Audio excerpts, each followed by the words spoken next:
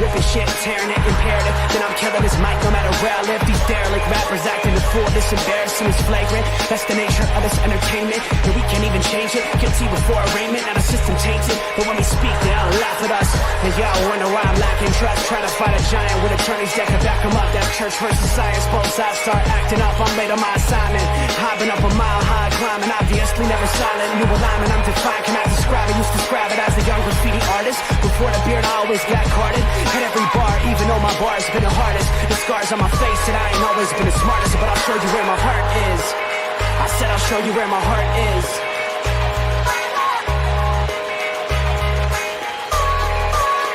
I can show you where my heart's at. See it on my sleeves, even if the beat stops, my soul will not leave. If I never stood tall, nobody will ever see. I can show you where my heart's at. See it on my sleeve, I can show you where my heart's at. See it on my sleeves, even if the beat stops, my soul will not leave. If I never stood tall, nobody will ever see. I can show you where my heart's at. See it on my sleeve, I can show you where my... The type of guy that would ride with a breeze. I'm higher than most people, I'm cold and icicle freeze. I'm like him to Mike Tyson, I'm a bison, a beast. I'm hot like Jamaica, like right by the beach. My pops is from a spot where they're fighting for peace. 8 years old, out there watching people fight in the streets. All these sirens only make the violence increase. Yeah, we're still not loving police.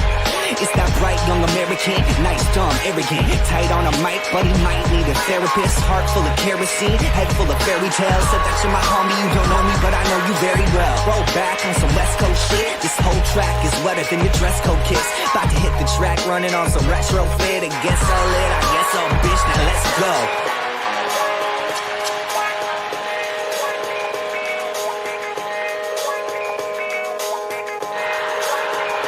Show you where my heart's at. See it on my sleeve, even if the beat stops, my soul will not leave. If I never stood tall, nobody... Ladies and gentlemen, we have arrived at Tuesday, May 23rd, and big things are happening. Pinky, my guy, how you doing this evening, sir? Oh, buddy, you know we're doing good. I had such a Big hard things. time sleeping last night. Big things are happening tonight. Now, look, if you followed us ever at all, even a little bit, you know we don't hide our Homer. We lean into it. We try to be as objective and unbiased as possible when we're talking about our teams, but we do not shy away from the fact that we have teams. We're not national media. We're not some Sports Center anchor that is forced to hide their fandom, which I'll never understand. But we don't have to do that. So, Pinky, Nuggets are going to the NBA Finals. First time in franchise history, and they did it with a sweep of the Lakers. The first sweep in franchise history. Welcome to a new era. Bro, you know what? And that was so hard fought. The fighting the Lakers and the refs are tough, man. We can talk more about that, but it's so We'll get there. But you know, I'll be on a high until June 1st rolls around, and then you know we'll get into the whole finals, nervousness, anxiousness, excitedness, and all that good stuff. That doesn't start till June 1st, so we got 9 days to enjoy the moment and just savor it, soak it all in. So I'm gonna take every second of that to do so. As we should. It's been, I mean, forever. We've never had the Nuggets in the finals. We just don't know what it's all about. Been to the conference finals a handful of times. They've never been able to get out of that, and you know, there's some big things that are on the horizon here that we will discuss. But before we get there, you know, we'll start with basketball tonight because that's going to be the main topic of focus. Got a couple other things to discuss.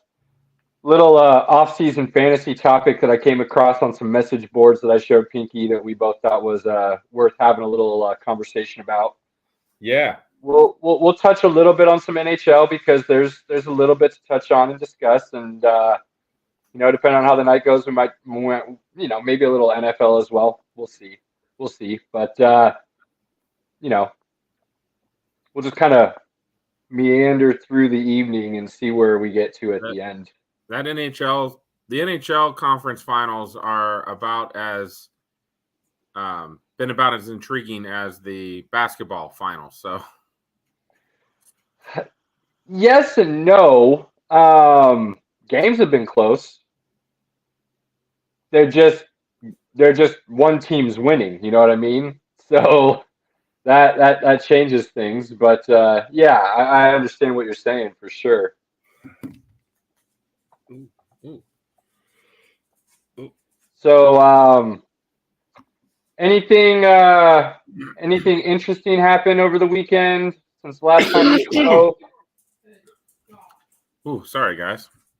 No, not really. I mean, just watch the fights on Saturday. They had some UFC fight night, and then we watched the Nuggets game right after.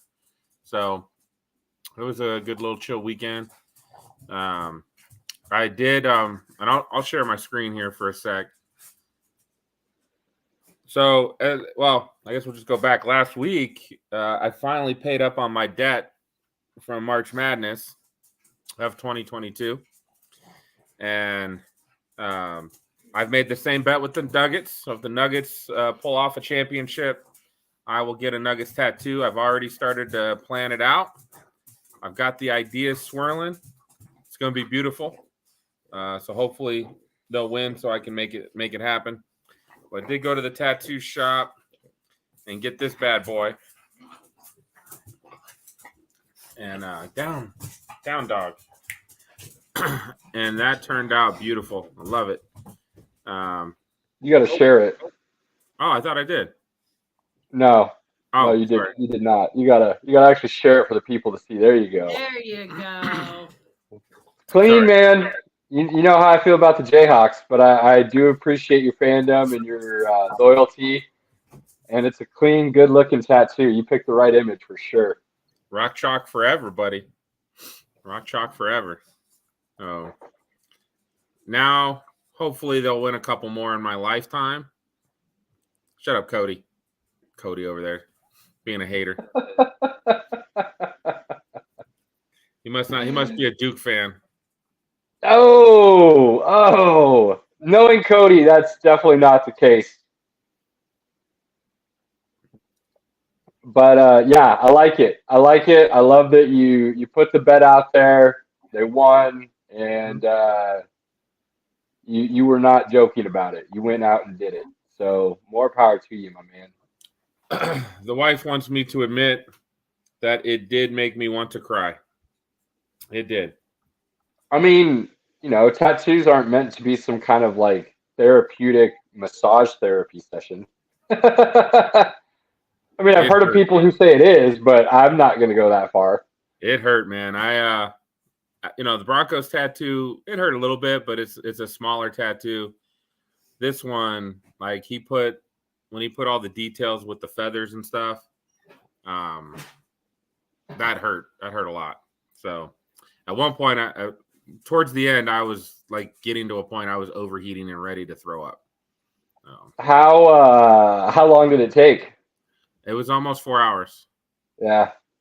We had like a 20-minute break in between. Let him get I've got one that was about 4, about roughly the same size, probably maybe a little bigger. A lot of detail, so I understand. I don't have any color, but mine's shaded a whole lot, so he had to go back over similar spots like your guy would have had to. So right. I understand the sentiment. Probably after it healed up a little bit, probably going to have to get the yellow redone. But it's not uncommon. Not uncommon to have to go back and get some touch up after it heals. Sometimes it's hard to see all the thin spots, if you will, when they're going through it. I mean, you're kind of bleeding at the same time, so it's not exactly easy to see where it's taking and not taking. So not uncommon. Don't put that off, though. Make sure you go do it right away. No, just letting it heal. Give it about a week. I'll get some numbing cream on the way, and we'll go get it touched up. There you go. And then when I'm there, I can talk to him about the Nuggets one. Let's not get ahead of ourselves, okay? I don't need that juju. Let's not go there. Let's not go there. people are out here questioning my Nuggets fandom over the last couple of days. Apparently, they don't like some of my takes. Bro, I'm the one person you shouldn't be questioning Nuggets fandom with. I'm already planning the parade, man. I'm ready. We're gonna make this happen. Yeah, it's gonna be. I can't even talk about it. So, Can't even go that far yet. I don't want to jinx anything. did you watch the game last night? Did you get to watch most of it? Are you seriously asking me this? I'm just making sure you got bath time and bedtime and you got all that. Like, I don't know. Look, this isn't a regular season game. I find ways to maneuver as such to make sure I'm viewing pleasure. So yeah, I watched it. Now, obviously, yeah, with bath time and bedtime and stuff, there's some small increments that I might not catch all of, but I watched the game. For the most part, this may have been like the most I got to watch the Nuggets this season was Saturday and last night. Man. And I'd always heard people talk about LeBron and talk about playing the Lakers and stuff, man. You know what? It is the conspiracy theories just seem to be real, man. Like those two games, man, I saw so many bad calls against the Nuggets. It was like in this last game, there were multiple times we'd go up, we'd put the ball up, and then all of a sudden, there was definitely a foul. Our guy's on the ground, like looking at the refs, like, you gonna call a foul? Nope, keep playing. Like, look, the free throw shooting disparity for the Lakers has been that way since the beginning of the season. It is what it is. So that's nothing new. I feel like calls were bad both ways, especially last night. I do not think there were very well officiated games, which is unfortunate. I do like that they let them play a little bit more last night. A little bit more physicality was allowed last night, which I can appreciate. They let everybody play except for LeBron. If you were guarding LeBron, you were getting a foul. Like you fouled him. Whether you strike air or you actually hit him, you were getting called for a foul. It's possible. I'm not going to go that far. It's possible. Cody, welcome to the party. You and 75% of the country are probably feeling that way right now, so it's not like you're alone. Did you hear Nick Wright today? No. I decided to. He was he was on Colin. Specifically avoid his conversation today. I won't go search him out, but he happened to join Colin Cowherd today when I was watching that, and he's now giving Joker his props, and he's saying that Joker's now earned it because previously he didn't have his superstar games in the playoffs. That's not true. Signature playoff moment. I mean, you really only get a signature playoff moment if you get to play deep into the playoffs. And with the roster that the Joker, Nikola Jokic had, he wasn't getting deep into the playoffs with that roster. The bubble, people like to go back and be like, well, Anthony Davis beat his ass. And it's like, no, actually, Anthony Davis didn't even guard him in the bubble. That would be Mr. Dwight Howard. That was mostly on him. Right. And the rest of the team wasn't as deep as it is now. So, you could focus a little bit more on Jamal and Jokic. I still believe if Mason Plumlee knew how to play defense and didn't lazily try to switch on a pick and allow AD a wide open jump shot in the bubble, the Nuggets still beat the Lakers too. I believe that. I still believe it. Nobody's ever going to convince me otherwise. But once AD hit that game winner three, that pretty much sealed the fate of that series. So that was unfortunate. Mason Plumlee was very quickly moved off the team after that and hasn't really been heard from since. So go figure. But this year, Jokic has had the opportunity to have those big moments that mean something. I mean, he put up 53, like 14 and 8 or something like that in a loss to Phoenix. You know what I mean? Like, not like he hasn't had big games in the past either. They just didn't always get him to where, that end goal was. Now they have, and people are forced to take notice. So I'm not really going to listen to Nick Wright. I think the guy's foolish. I think he's Well, sensational journalism at its finest, he and he is knows very much clickbait. he knows his role. His role is to get people to hate him. And if they hate him, they'll listen to him. I don't know why. I don't think that's how it goes, but I mean, I think he might have grown into that role, but that dude came out firing as a LeBron fanboy from the very beginning when he was doing first things first in the mornings at 6 a.m. with Chris. Oh my gosh. Old Minnesota Vikings wide receiver, number 80, Pinky. Chris Carter. Chris Carter, thank you. I knew it was Cece. I couldn't think of Carter. That's a terrible mind blank. When he was doing that show with Chris Carter in the mornings. So it's not like this is anything new for him. He just turned it up a notch over the years and has gone even further off the deep end. He's had some decent takes when he's talked about certain things. His NBA player pyramid and things of that nature, there's solid reasoning behind it, but it always ends with some LeBron James fanboying.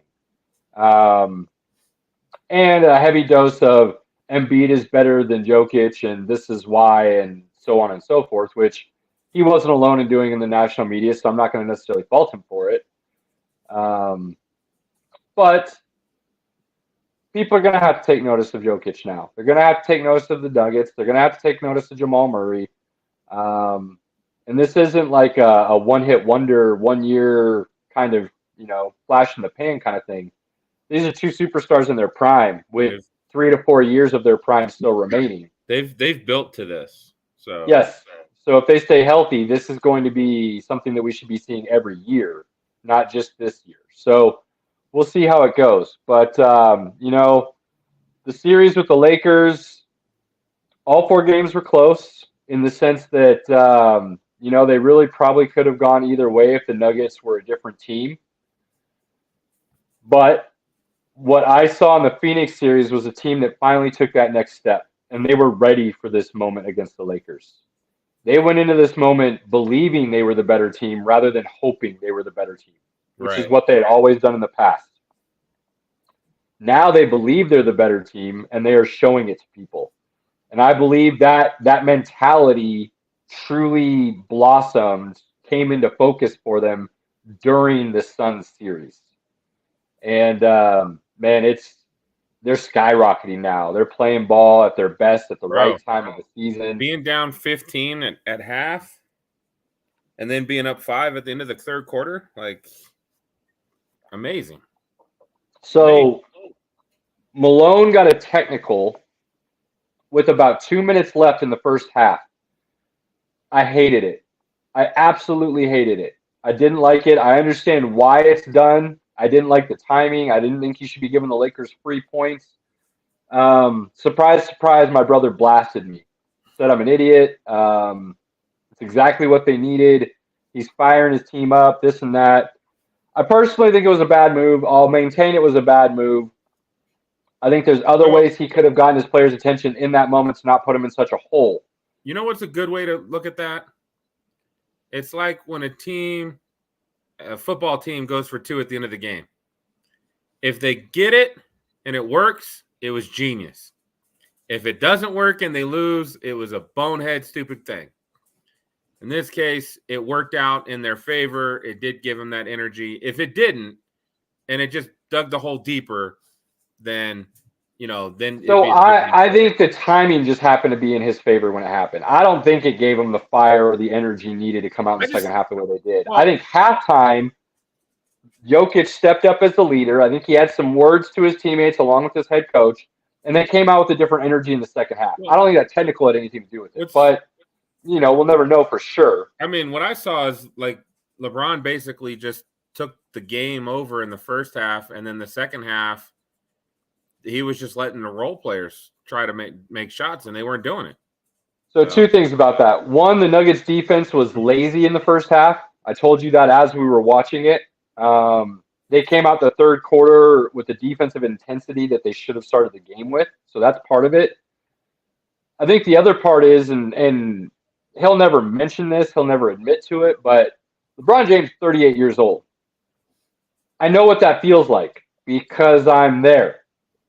And I know that I could go pretty hard, but if I go pretty hard and then I sit down and I rest for 20, 30 minutes, it is a whole lot harder to get back up and get going again. Right. It just is. Like I got to just keep going and have a little break here and there. But if I take an extended break, the likelihood of me getting my energy all the way back up to that level is slim to none. And I think that's kind of what happened to him, to be honest with you, in the second half.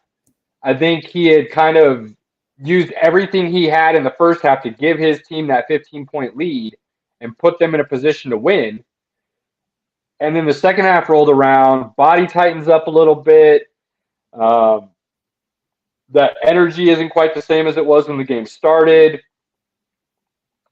And it's just hard to get back at that age.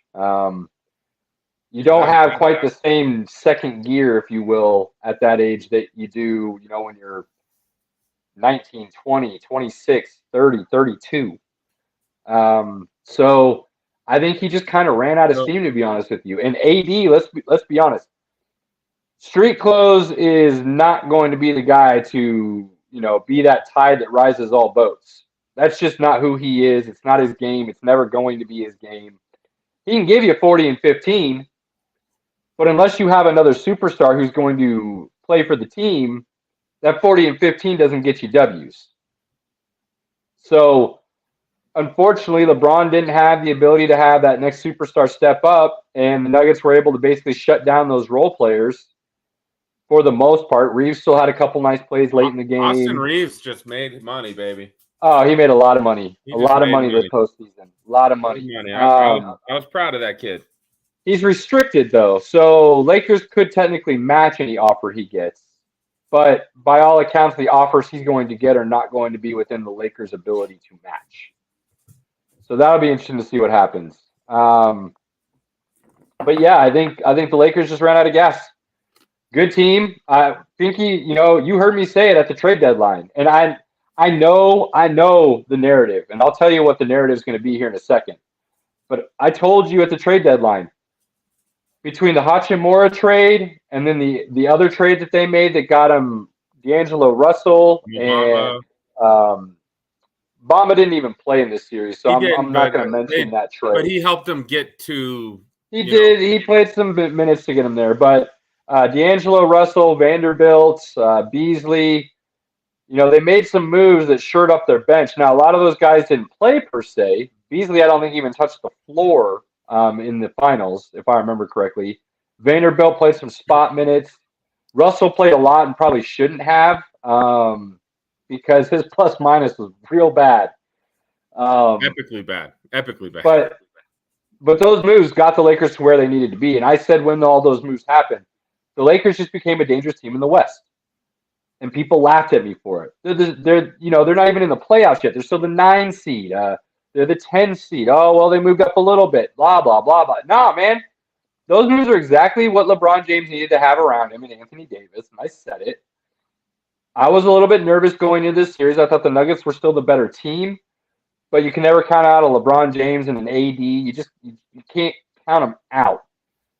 You can hope that AD street clothes does what he does. And he's up one game, down the next, and then he does something average that you look at the box score and you go, oh, that's a nice game. But it didn't translate to W's. I could hope that he would continue to do that, all of a sudden find his groove. That was last night. I mean, he put up 20. He hit some, he had 4 free throws in the fourth quarter when we were kind of going back and forth. Like, he wasn't the superstar, though. He was just, he would be an amazing third guy. Like, he would be an amazing, Chris Bosh type on the Miami Heat-led LeBron James and Dwayne Wade teams. Like, that's what AD would be. He just doesn't have that, what I would say, love for the game. He likes playing basketball, and he loves what it gives him. He doesn't love the game. So he doesn't have that killer instinct. He doesn't have that will to put in the offseason work needed to truly become indefensible. So the Lakers will retool. They don't have a lot of guys on contracts. Probably going to look like a much different team next year, if I had to guess. So it'll be interesting to see what they do in the offseason. But, props to the Lakers. They put up 4 good games. Nuggets were just better. And to all you LeBron James haters, let's make something very clear right now. Very clear. The dude put up 40, 12, and 9, I believe, was his stat line. Something close to that. Yeah. At age 38, almost carried his team to a victory. Again, if the Nuggets didn't have that newfound confidence of their skill level, there's a good chance this series is 2-2 right now, maybe even 3-1 Lakers.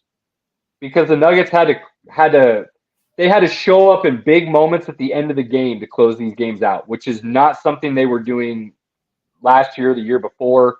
This is a new Nuggets team. This is a newfound confidence that knows they can do that in those closing minutes, do that in those crunch times, and they were able to get it done, which doesn't normally happen against the LeBron James team. So give LeBron James his props. Whether you like him or not, the man is an exceptional basketball player. It was funny. So not being like the biggest basketball watcher, mainly because I don't have like cable to be able to like watch it. I'll pay attention on Bleacher and I'll check over things. It was funny watching LeBron, and it's been a little while. I think I watched LeBron in the bubble in the finals because it was on, because the finals are on ABC. And I just remember watching that series, and I saw some of the same things here that, like, just things of, I don't really hate LeBron, but reasons why I don't like watching him. Like his constant flopping, and it's not just him too. A lot of people do it. His constant flopping, his leaving the bench early before the game's over, the fact that, like, you can literally not touch him and get called for a foul multiple times. It's just like one of those things. It gives me the same thing when I watch Brady. Like, how did New England Patriots literally never hold? They throw 60 passes and never have a holding penalty. Like, come on, man, that doesn't happen. That's how I felt like kind of watching LeBron. Like, and I don't hate him, but like watching him in the game, I didn't like it. I don't hate him, but I give him props for being 38. I mean, I'm 43. 38, 48 minutes. To go along with, he has the second most minutes of any player in NBA history. You add up all of his playoff minutes, and it's like an extra, like, 3 seasons of games. I heard 4, but yeah, it's a ridiculous amount. Look, here's the other reason I want to give LeBron props, and then we'll move on to our Nuggets and really dive into it. I heard a lot of people whine about how he just walked off the court at the end of the game last night. Didn't give the Nuggets their congratulations. That's just not true. He did. He walked to half court. He dapped up Jokic. He dapped up Jamal. I think there was one other person, but the camera kind of cut away, so I couldn't be so sure. And then he walked off. You know why he walked off? Because it's their celebration. Right. He doesn't need to be out there. He doesn't need to be going through a handshake line. The handshake line's bogus nonsense anyway. I got no issue with that. I'm talking like game 3 when they ended up getting kind of blown out in the fourth quarter, and he just left to the locker room. I know what you're talking about. I'm just making sure we're going to clarify this because you want to have a narrative. Let's make sure the narrative has its facts. That's what's been irking me the last couple of days. I don't like him walking to the locker room when the game's still on. There are 4 seconds left. He wasn't going in. He was getting back for his treatment. No. That doesn't bother me at all. I'm not talking game 4 at all. This is game 2 and 3 when yeah. beat them. Going back 4 seconds before the end, like, I got no problem with that. That's fine. That's just like, hey, man, there's 5 seconds before we got halftime. I got to run and go pee. Like, I get it. Like, there's nothing wrong with that. I'm just talking like he's done it before, regular season playoffs. If his team's getting beat enough and he's not going to go back in the game, he just walks off the floor. I don't like that. I don't like him supporting his bench guys. I don't like that he's out there. I get it, man. It sucks to watch a loss, and those are the things that when we're nitpicking of GOAT status and things of that nature, those are the things that I continuously bring up to say why Jordan is better. You say what you want. Here's the other thing I want to say about LeBron finally. If you did not watch his post-game presser That man could not have given any more props to the Denver Nuggets and Nikola Jokic if he tried. Like Right. the amount of love and accolades that he poured over the Nuggets franchise and Nikola Jokic at the end of that game was really cool to hear from someone in his position. And when I say his position, I mean someone who just got swept, and a lot of people had them picked to win the series.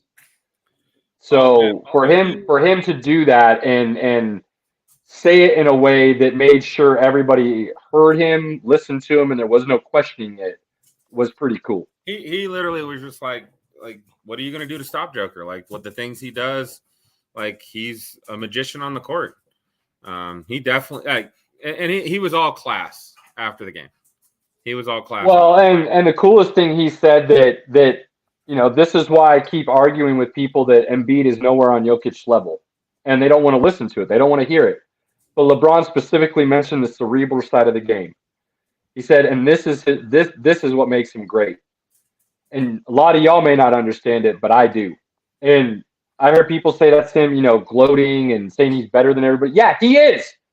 Because a lot of you people out there who want to comment on sports and talk about how you know this and you know that and things of this nature do not understand the cerebral side. Now, I'm not going to try to talk myself up, but I would like to think I do understand those things, which is one of the reasons I've been on the Jokic bandwagon since the beginning and why I've been trying to explain to people why he's so valuable. And they don't want to listen because all they see is him jump 2 inches off the ground. That's all they get. They don't see him playing great defense. So they knock him for these things that when you really look at the grand scheme of things and the way he controls the game and the way, like Ron said, sees plays before they happen and he gets everybody involved and raises everybody's level. That's an MVP. That's the best player in the game. And LeBron said it last night. So while a lot of you don't understand that, and I'm not going to even talk with you anymore about it, you better recognize it because it's not going anywhere anytime soon. And you know what? Him only being able to jump 2 inches off the ground is going to prolong his career by about 3 or 4 extra years as well. So while Embiid ends his career at 33, Jokic will be playing until he's 38 at an MVP level still because that's what he's been doing his entire NBA career. Right. It's God, there was a play. I can't remember if it was third quarter or fourth quarter. I just remember he was kind of top. He was like right around that free throw line. All of a sudden, you just see him kind of jump up and throw the ball to Aaron Gordon. Then Aaron Gordon's up going for it. And it was just like to see that. Like, that's not what everybody – not a lot of people see that, especially the guys who are always trying to just score the basketball, right? Yeah. And he's looking for everything. Sometimes he's the scorer, and sometimes he's the distributor. And you just don't get that from the center position very often. It's funny because LeBron has been knocked his whole career, which I think is unjustly so. How he's always looking to make the right basketball play. He's looking to pass the ball first, score second. And that's been a knock against him. He couldn't handle it late in games, so he passed it away to somebody else, this or that. He didn't want to take the last shot. He's not a great shooter. So on and so forth. This terrible narrative about LeBron, which has been proved wrong time and time again. But because he was cerebral in the way he followed the game, and he played more like a Magic Johnson than he did a Michael Jordan, where Kobe played more like a Michael Jordan than he did a Magic Johnson, it's a different way to go about the game. But because LeBron did that, he got criticized. He got downgraded. But Jokic is getting praised for it. And what people are now starting to do is not just talk about him as the best center to ever do this. They're now having to talk to it as he's one of the best players to do it. His vision, his raising of his team, and all of these things.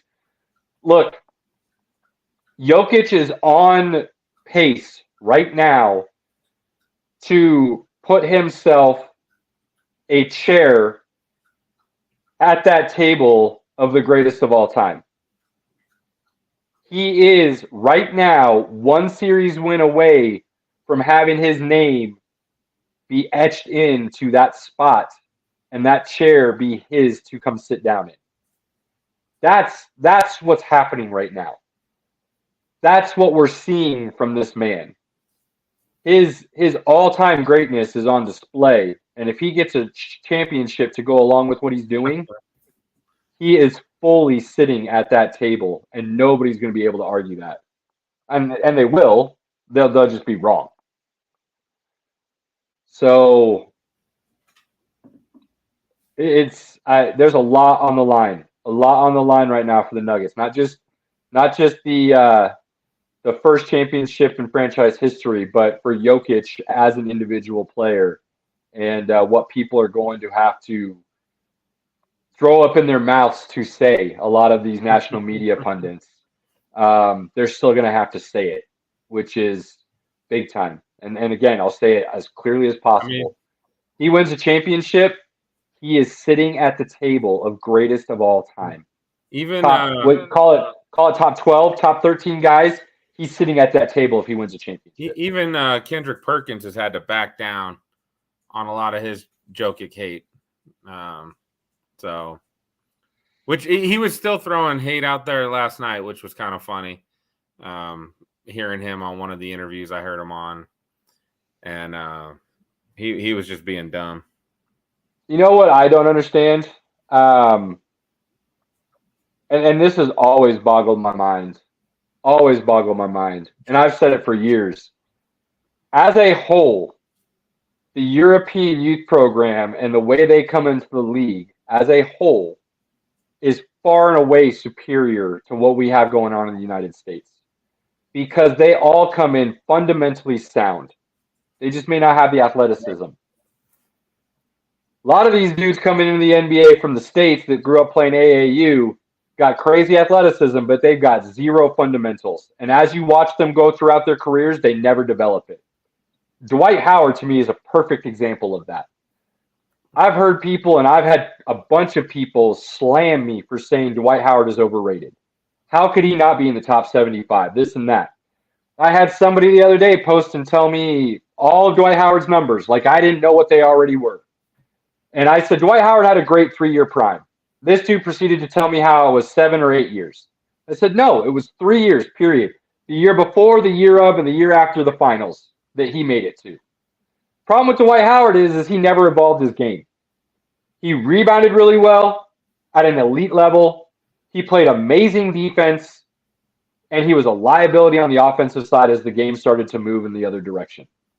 A liability. And even when it was a low post game still for a little bit at the early stages of his career, he never really developed a baby hook. He never developed a drop step. And these are things that I hold against him and why I believe he's playing in Taiwan right now instead of still in the States. Cody, they might have taken away a couple years of his career, but they didn't hurt him in his overall growth and his ability to evolve his game with the times. Those are things he could have been doing, and he never did. To the point where he was brought into LA to help Kobe at the end of his career, possibly make another finals run, and Dwight couldn't handle it. He couldn't handle the pressure. He couldn't handle being in the gym all the time. He couldn't handle, a Kobe-like work ethic and what it takes to become great. So while he was always really good, he never developed. To the exact opposite of that, you look at somebody like Giannis Antetokounmpo. While he still may not have a great shot, that dude has continuously added and developed his game year in and year out to the point where he is a two-time MVP. He does have a ring. That a difference between growing up and playing AAU or growing up overseas. One learns the fundamentals and continues to build on them, while the other one doesn't. Bro, the European Player of the Year is ready to come over and play for the Kings next year, making them even better. Tony, man, look at what's going to be the number 1 pick, Victor Wembanyama. Right. People talk about him as an alien, not even a unicorn. He's an alien. 7'5", handles, shoots, plays the low post, plays defense. What is that? It's fundamentally sound basketball, which is lacking in the United States youth game, period. No questions. And Jokic has, in my personal opinion, has the most overall well-rounded game in the entire NBA because of the fundamentals that he possesses. So that's a reason why he's able to do what he does and why he's going to have a very long career, and he's just now getting into the prime of it. Man, I tell you, I got to get that Joker Dirk shot autographed and like framed. I got to get something like that going. That was Dude, I want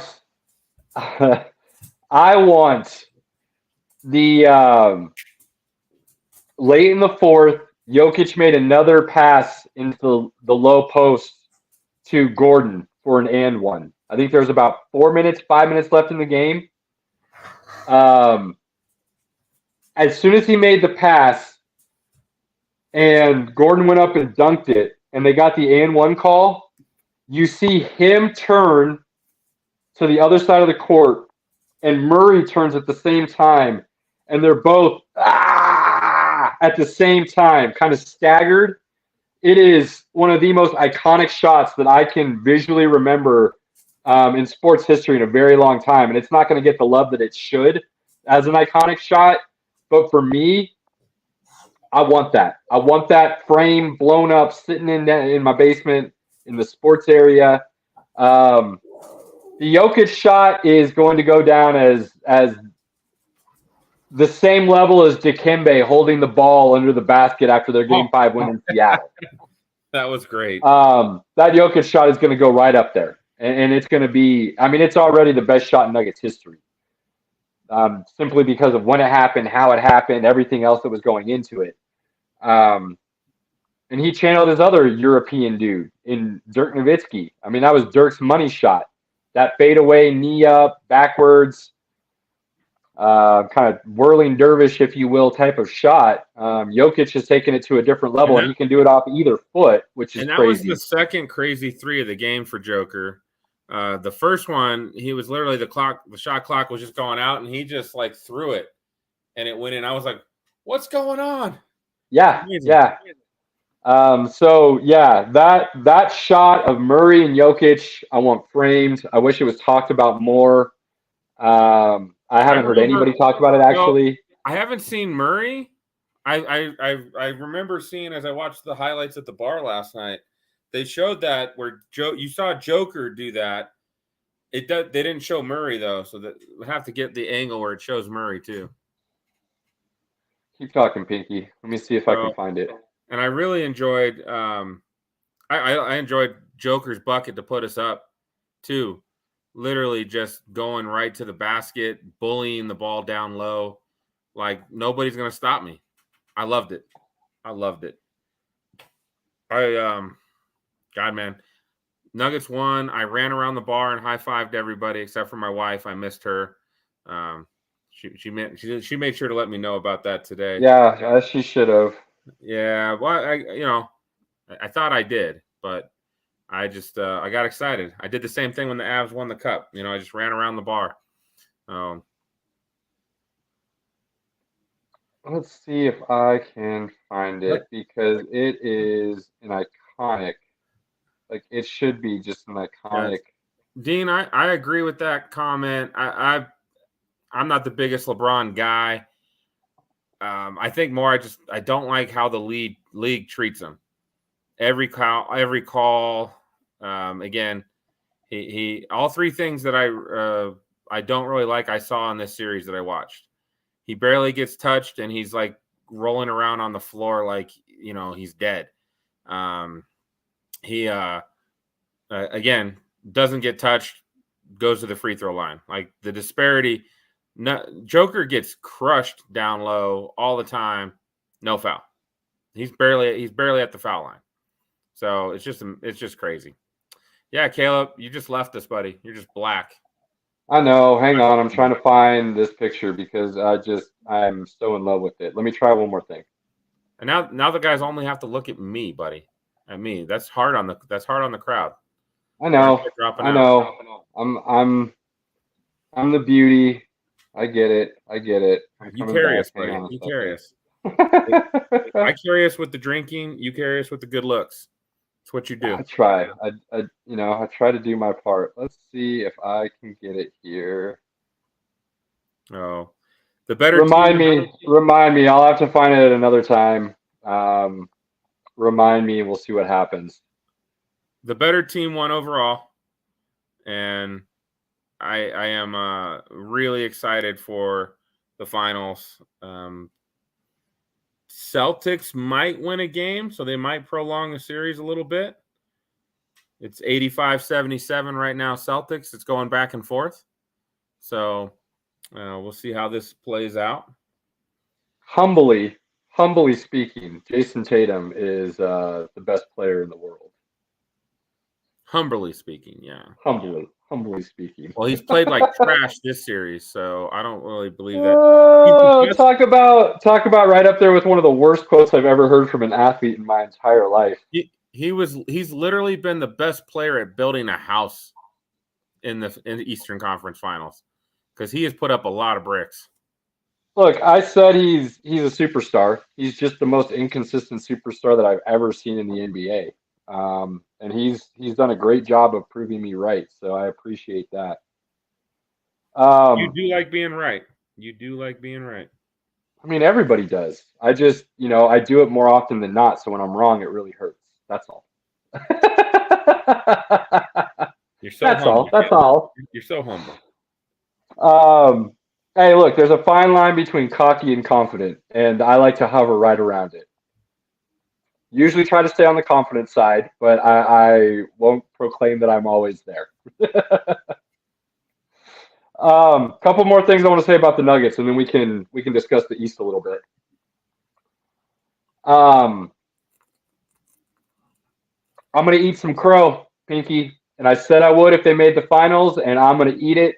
I ate it cold. I was so ready to eat that crow, I didn't even care to heat it up, right? Mike Malone is the coach for this team. Mike Malone is a great coach. And I've been staunch in saying he's a good coach. I don't know if he's a great coach. He needs to show me by getting the Nuggets to the NBA Finals. There's still some things that he's done that I don't agree with, that I don't like. But I will adamantly admit I was wrong. I ate a big old plate of cold crow just to make it taste that much sweeter for being wrong with the Nuggets in the finals. And I couldn't be happier to be wrong. You've been rough on Malone most of the year. He does some things that rubs me the wrong way. I still think he's one of the coaches. It's like he's a good enough coach that I still think you'd have a I still think replacing him, you're not going to get as good a coach. I think, in my opinion. So it's tough. It's like, do you get better with a different coach? I don't know if you do. This team likes playing for Michael Malone. They love that guy. Well, and I've known this. Sometimes your superstar doesn't always have it right and needs a change or a different voice or something. But him and Jokic have a special bond, special relationship. And the reason he's able to be there as long as he has is because he doesn't have a superstar that's constantly blaming everybody else and not taking ownership himself. And that's allowed Malone to stay in this role, stay with this team, and have the ability to be there from the beginning to the end. And they're about to do something special, I truly feel. And Malone deserves to be a part of that. So, crow, eaten. I might even eat some more just for fun because I'm so happy the Nuggets did it. And Malone is the guy to get them there that I don't even care. So, it's like I never said he was a terrible coach. I've called him the Mark Jackson for the Nuggets a number of times. Thought Mark Jackson was a really good coach with the Warriors. Steve Kerr was just better. I don't feel that way anymore. The second thing and the last thing I'll say about the Nuggets is the moves they made to get KCP and Bruce Brown in the offseason. you cannot talk about enough on how huge those two pieces were for many, many different reasons. I got one more. Drafting Christian Braun. No, I'm not. He was a good piece for the season. He didn't do anything in this series. Not he didn't do anything in this series, Pinky. Getting us to where we are. The reason he didn't do anything in this series is because there's still some trust issues with him being a rookie. Malone has problems playing rookies in big moments. Again, I'm still looking. Jeff Green got those minutes instead because he's a vet and he can be trusted. Is the thought picture process. Overall in the season, during the season to get the 1 seed, if we needed some defensive help and we needed some energy, they would bring him in. I'm not going to say it was a bad move to draft him. I'm just saying it's an add-on. I said when they drafted him, it was a nice piece for the bench. It proved true. I'm not giving him his props yet, simply because he didn't play in the series, Pinky. I'm not trying to downgrade him. I totally understand where you're coming from. But what Bruce Brown and KCP did in this series is it's hard to quantify. Many people may not have seen this or noticed it, but Game 3, KCP was sitting on the bench for most of the fourth quarter. Right. And if you watched him, if you heard anything he was saying in those huddles on the bench, it was nothing but team. And helping guys understand the moment, helping them see things on the court, helping with adjustments, helping be a coach on the bench type of guy. And then Game 4, he gets to come back in, and he hit some big shots, just like Bruce Brown did. Their defense cannot be stated enough on how important that was. Those two pieces to go with what was already there with Gordon and then the core of Jokic, Murray, and MPJ. And MPJ is still growing, people. Do not say we need to move on from him. That dude is only getting better. He hit some amazing shots, some really big shots. His defense has improved. Not greatly, but it's improved. His rebounding was needed, and he can still get better at all of those things. And by all accounts, he's saying and doing the right things. Do not say we need to trade that man. He needs to be part of this core going forward. So Here's the kicker, and this is why I want to finish with this. The Nuggets are going to have some decisions to make, too, this offseason. We got Bruce Brown on an insanely generous, it was like a 2-year, $9 million deal. That man, this playoffs, paid himself into a payday. Will he take a discount to stick with the Nugs if they win it all and he wants to run it back? How deep into the luxury tax are the Nugs willing to go? They're already paying it.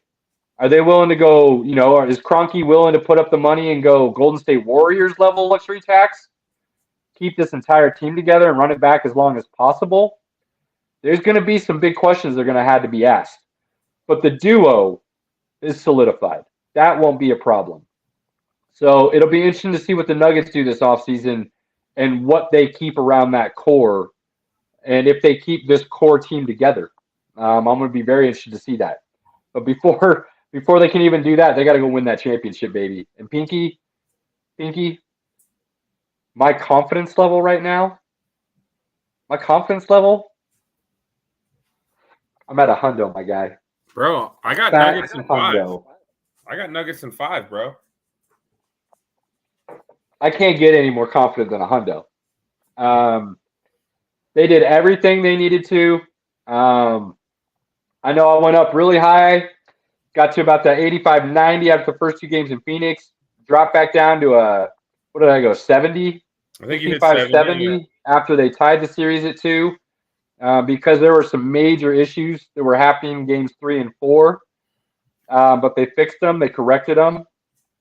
And Cody, we don't have educations from one of those schools that cheats their GPAs. Right. We're from a school that, a 4.0 is the highest, which is what it should be. We don't give these crazy weighted grades and try to inflate people's egos to make them feel better.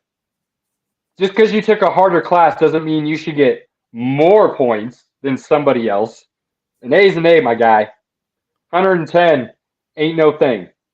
So, but we do appreciate you, Coach. We love the Nuggets. We're so happy they're moving on. We got plenty more to say over the next. I'm going to be. We'll crazy. have next Tuesday. Tuesday we'll give a huge breakdown. I'll go into some serious detail about the Nugs, and we'll go from there. But Middleton, I think is what he meant. That's what I was thinking too. Those three dudes can play. I actually, Clayton said that, and I still believe this. The Nugs made a mistake by not going and getting Drew Holiday when he was available.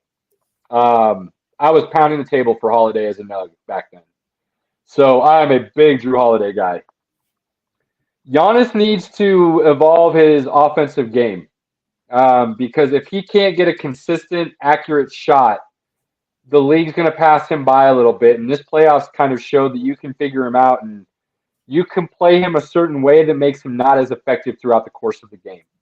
Now, I'm not trying to downgrade his greatness by any means. I'm just saying there are some weaknesses that he needs to take care of in order to continue to grow and rise. Middleton is great as a Batman. He's a great second option. He's a great defender too, but he's got to get fully healthy, and he's not. And at this point, he's getting a little bit later in his career to I don't know if he fully can or will. And if he doesn't, the Bucks are done. Because replacing Middleton in today's NBA is not an easy task. The likelihood of them being able to do it is slim to none. So that's going to be a tough ask for the Bucks. Right. And we'll see what happens with them this offseason as well. And Giannis, I mean, if Giannis was healthy, I think the Bucks are still playing. No, I fully disagree, and this is why. And I say this with as much respect as I possibly can to Budenholzer because he had a tragic loss, I believe, right before Game 3, maybe right before Game 4. I can't remember exactly when it happened in the series, but his brother passed away. So I can't imagine coaching at that level in those types of intense moments when your brother has passed and your family's dealing with that loss. So, I say this with as much respect as I can. I believe they won the title despite Budenholzer the first time. I think he made some really bad coaching choices and decisions that they were able to play around and still win the title. I think this series against the Heat this year, they were exposed. You don't put Giannis on the inbounder when you're up by 1 with 2.4 seconds or whatever it was left in the game and let Jimmy Buckets run open for, an alley-oop under the basket. Your best defender should be on their best offender, period. I mean, that's a huge coaching blunder. And Budenholzer has a few of those, which is why I believe he was let go. The Bucks have a lot to do this offseason. They're going to have a lot to do. Lopez is a free agent. They need him back. He's been big for them. He's a big piece of what they do. I don't know if he'll come back because I don't know if they'll pay him. You got new ownership in Milwaukee. Do they want to make big changes? Do they want to put their stamp on it right away? Or do they realize they've got a really great team and they just fell a little bit short and they just wanted the coaching change? There's a lot of questions up there in Milwaukee. I believe, and I hope I'm right, I really do. I believe Giannis is a Buck for life. Now, he might leave for the last 2-3 years of his career in the twilight, doing a little ring chasing type thing, maybe just because Milwaukee's ready to move on and rebuild at that point. But I do believe he will be, for life, a Milwaukee Buck as long as they continuously try to win. Just like I believe Jokic will be a Denver Nugget for life.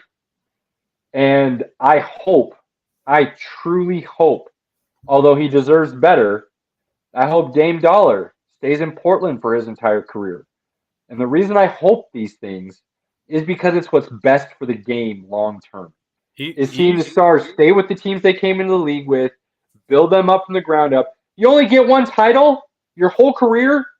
That can mean more than 8 ring chasing. Okay? How you win it, where you win it, who you win it with means a lot. And that's partly why I say, when I say Jokic is about to get a seat at the table, one ring in a Denver Nuggets uniform is a lot more than ring chasing and getting 3 in LA, or going down and getting 4 in Miami, or 2 in Golden State. However you want to look at it. I'm not naming names. I'm just saying it means a whole lot more in my book. All you got to do is get one to be at the table. I don't remember the last time that a team won the championship with only one All-Star on the team. So it's been a while. Here's why I don't like that narrative and why I don't use it. Jamal Murray's an all-star. We know he's an all-star. Jamal Murray is very arguably first-team NBA. He's for sure one of the 3. First, second, or third-team All-NBA. You pick one. It doesn't matter. He should be on there. The only reason he wasn't is because he had a huge injury. He missed all of last season, and he's just now finally coming back into form. So when people use this all-star argument, it's kind of like when people use the Pro Bowl argument. The Pro Bowl's a joke. Half the people skip it, and then you get Mac Jones in the Pro Bowl when he's not a Pro Bowler. It's not as bad in the NBA. It's not as bad in the NBA with the All-Star game. But there's a lot of things that go into it. I mean, Damian Lillard is only like a 4-time All-Star, 5-time All-Star, which is nonsense. And we know nonsense, people. We're very fluent in it. So it's tough when you start doing those things. I understand why people are saying it. I understand the storyline behind it. But at the very least, it is a fact they only have one All-Star on the roster right now. That's just the fact. Yes. I mean, that is true. That is true. No, Jamal Murray's an all-star. We know it. Like, we get it. He's an all-star level caliber player. Absolutely. Right. And then when you have the supporting cast. Whew, buddy. It's an early morning. That's real early. Good luck, my guy. Good luck. You. When you have the supporting cast that the Nuggets have, where you can go 8, 9 deep, and they may not be all-stars, but they are solid NBA veterans that any other team in the league would want to have. That helps a lot too. And here's the other thing. I've never seen a team, and the Miami Heat are playing really close right now. They could be in this argument. But I've never seen a team where everybody on the team accepts their roles and is happy about their roles and doesn't try to play outside of themselves and allows the game to come to them at all times, like the Nuggets have been doing this entire postseason run. It's insane. It's true team basketball. And that just doesn't happen in the NBA very often. It's part of what made the Golden State Warriors a dynasty and as great as they were. It's part of what made the Spurs as good as they were. Spurs were legit. But it's not common. And that's why I say the Nuggets are on the precipice of being able to do something really special. Really special. So we'll see. Where are we going next, Caleb? Let's talk about the East a little bit. Let's talk about the East just a little bit here. Because look, you and I both had Boston in 7. But to our defense, we did say it was a coin flip. Heat could easily pull it out. We said that wouldn't surprise us at all. Pay attention to playoff Jimmy buckets, because he could easily win the series for the Heat. We just thought overall the Celtics had more talent and they figured out enough to advance. Boy, were we wrong, Pinky. We were wrong. I underestimated, which is crazy to me. I underestimated how inconsistent the Celtics actually were. Bro, it is just, it's like the Heat haven't just won games. They've like demolished the Celtics. Except for tonight. Yes, they have. Tonight's the only night that they have not demolished them. Down by 9, 8 minutes left in the game. We'll see if the Heat can come back. They've been in this position before, so this is nothing new to them. But for the Heat to be up 3-0 right now on the Celtics, for Tatum and Brown to both go for less than 15 points in Game 3, just like I'm baffled. I can break down why. I can tell you why it's all happening. I just never saw this coming. Right. Mazzulla, as a first-year head coach, he's only got like 3 years experience, I think, as an assistant coach. This moment might be a little bit bigger than he was ready for. And I hate saying that because if you're a head coach, you should be prepared no matter what. But the reason I'm saying it might be a little bit bigger than he was ready for is because what they did last year to go on to the finals and win a couple games against the Warriors was win on the defensive end and allow that to create their offense. This year and all season long, they've been trying to win with their offense and let that pick up their defense. And it's not working for them at all.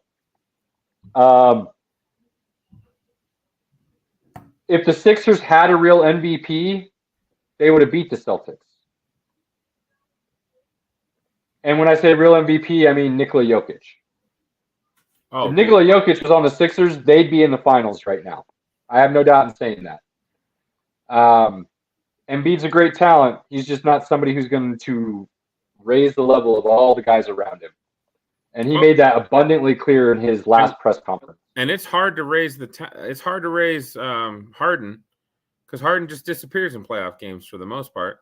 So yeah, well, on that side note, these rumors that Houston is going to welcome James Harden back blows my mind. I don't know why anybody would give him any money. And not $200 million. The only team that should be giving Harden any money is the team he's playing for right now, which is the Sixers. And that's simply because if they lose him, the way the salary cap and stuff works in the NBA, they don't get an exemption to go sign somebody else for the same money. They can only pay that money to Harden because they're already over the cap. So they lose Harden, they lose a lot of talent because what they'll be able to replace him with based on what they have available to sign somebody with is not anywhere close to the same stratosphere. And Harden played well for him this season. Led the league in assists. He won a game against the Celtics without Embiid. So, honestly, there could be an argument, and I know people will call me crazy for this, and I'm an idiot, and I don't know what I'm talking about. I don't really care. There's a legit argument. I don't believe it. I'm not one that would say it's a true thing to do. But there is a legit argument out there right now that you could say the Sixers would be better off keeping Harden and trading Embiid for pieces. Because of his injury history, because he doesn't show up in the big minutes. He's never made a conference finals. Now, you can say that's his fault. You can say it's the team they've had around him. You can say it's coaching. It's a lot of factors. But what you can get back for Harden, what you can get back for Embiid, and the fact that they were able to win without Embiid, there's a conversation to be had that Embiid would be the piece to move to get back what you can to rebuild. That's way too bold, though. That's way too bold. I think I like what you're putting down, and I know it's not exactly maybe your thought, but there's just no way they do that. There's just no way. I don't think they would do it, but it is a thought I've had. If we want to be honest about the situation, if you want to really look at the facts and break it down, Embiid is Embiid is the big man version of Kyrie Irving in the sense that he's a phenomenal talent, but he does not show any ability to make the people around him better. That's pretty much how it goes. The Celtics advanced. They're now up 17 with a little over 6 minutes left, so it looks like they will be able to get Game 4. 3-1 going back to Boston.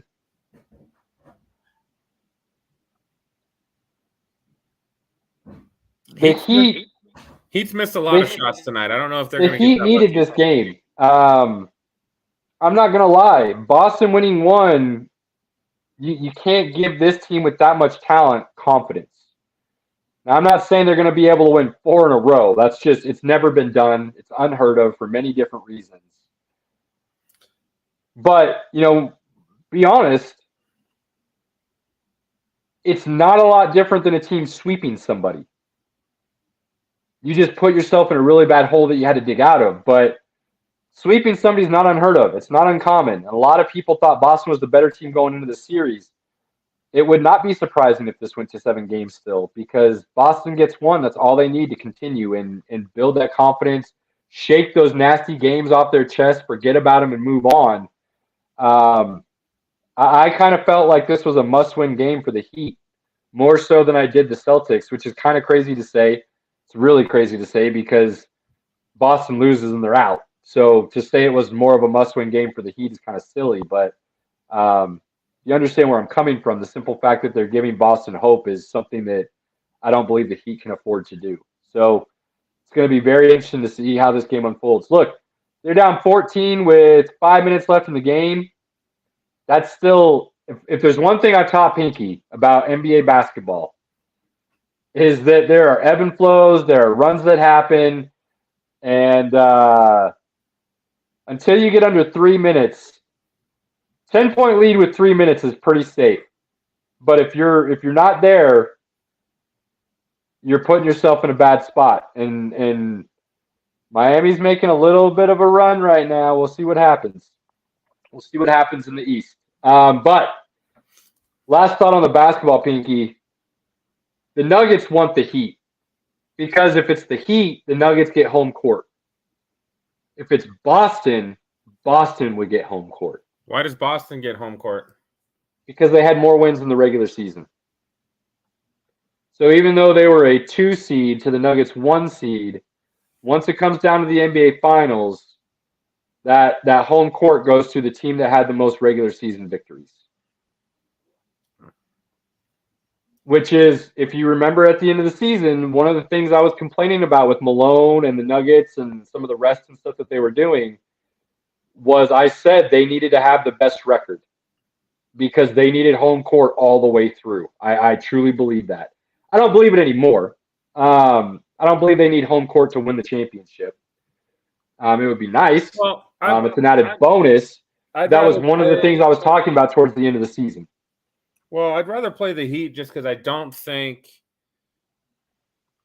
you're going to get, like, even on their good nights, they've scored like 100 points, 105. Like, they're not the most tremendous offensive team, but they will feed off of your mistakes.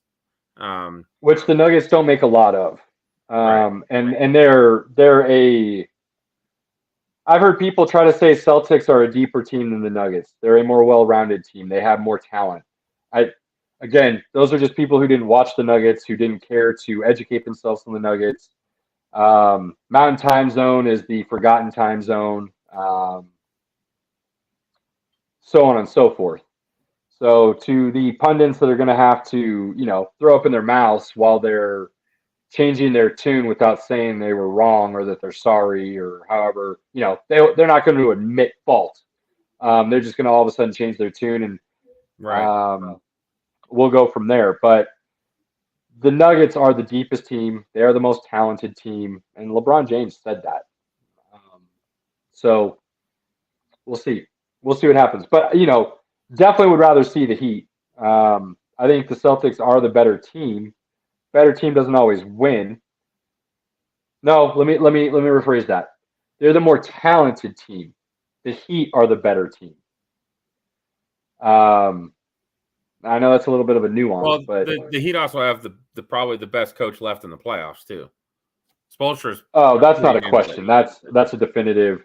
You could argue that he's the best coach in the NBA right now, and I would not be mad. I think Kerr is still the best coach, but I think you can make an easy argument for Spoelstra. Kerr, Spoelstra, and Popovich are in there. I mean, Pop's grandfathered into the best coach in the league right now. He just doesn't have a team to be able to do anything with. So I'm not trying to throw shade on Pop by any means. That roster still won 22 games, bro. That roster is awful. Oh That yeah, roster's awful. and Pop is the best coach in the league, but he's not going to be able to show that with the roster that he's got right now. Even with Victor Wembanyama, I don't know if he's going to be able to turn things Well, around and make them competitive. they've got like before 40 or 50 million in cap space.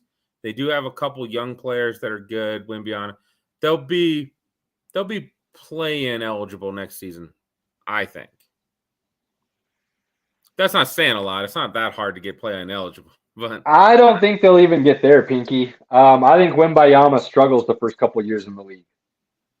He's a skinny dude. He's going to get pushed around a lot.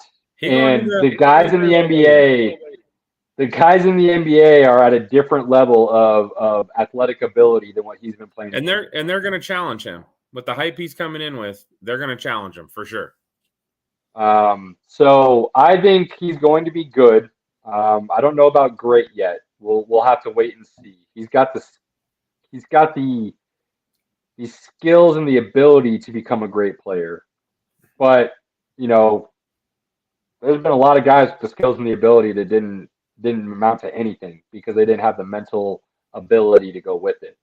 So we'll see if he has that when he finally gets,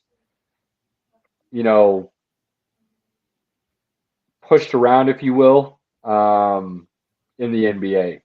And guys, like you said, they're going to test him. They're going to test him early. So I wouldn't expect a whole lot from him his first couple years in the league.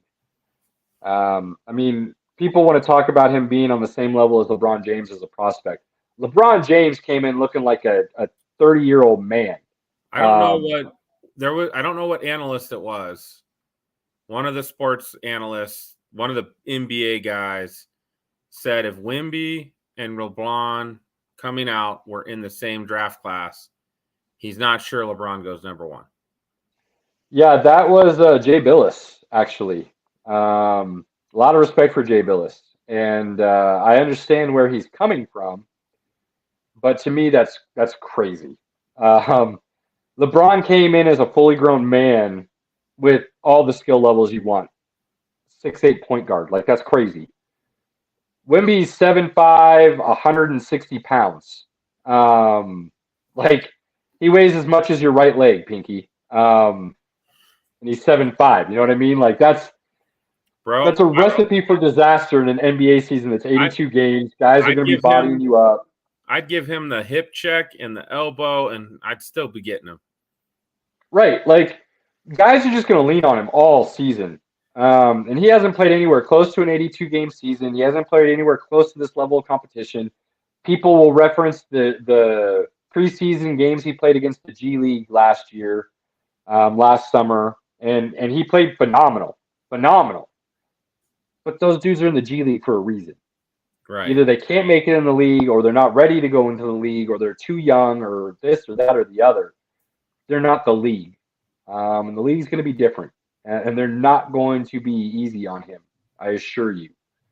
So we'll see. I think the Spurs will be out of the playoffs next year. I think they'll be competing for a play-in to 7 seed, somewhere in there. In year 2 of Wemby, and then we'll see what happens from there. Fair. All right, buddy. What do you got? We want to transition to. Hockey's real quick, man. It's not been a.